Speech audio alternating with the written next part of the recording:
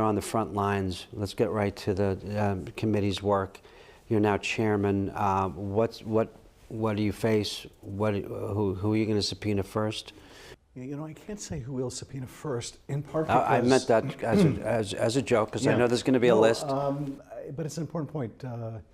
We are going to seek to have voluntary cooperation first.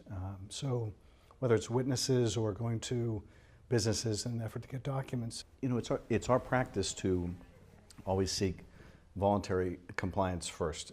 So we'll request that witnesses come in, we'll request documents from organizations, and only if they refuse do we have to resort to subpoenas. So it's my hope that we'll get voluntary compliance, but I know there will be times where a subpoena will be necessary. One of our, I think, early steps will be to provide the transcripts that we have obtained after interviewing these witnesses to the special counsel so that he can use them for purposes of determining whether witnesses have been truthful before Congress, but also to see what evidence they contain and to compare it with what he knows. We'll also try to deconflict our own investigation from the work that he's doing.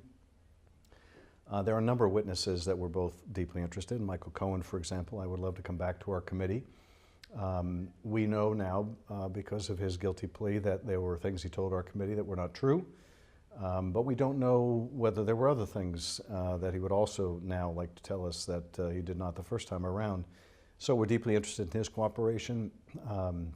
There are other witnesses that we invited to come in before and told us essentially to pound sand.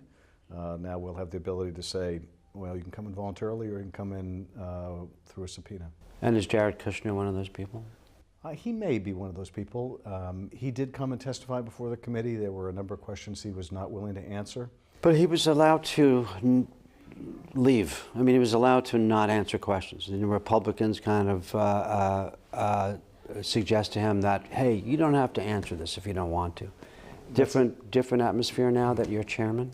Yes, and you're exactly right. There were any number of witnesses, and he was one of them who would simply refuse to answer questions they didn't want to answer because they felt it might incriminate them or it might incriminate others, or they simply had their own reasons which they wouldn't share with the committee.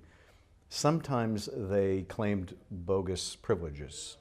In the case of Jared Kushner or Don Jr. or Steve Bannon, there were claims of either attorney-client privilege or the White House asked me not to. I mean, interestingly, I don't know that anyone actually claimed executive privilege. Bannon came the closest when he said, I've been asked by the White House not to answer these questions. Right. At the same time, the White House was saying publicly, we're completely cooperating with Congress. They were privately telling witnesses, don't answer any of these questions. With Bannon, that covered entire periods of time. And we would ask, are you claiming some kind of very broad, unheard of executive privilege that will cover the entire time of the transition or the entire time you worked in the administration? And all too often the answer was no. I'm simply was asked by the White House not to answer your questions.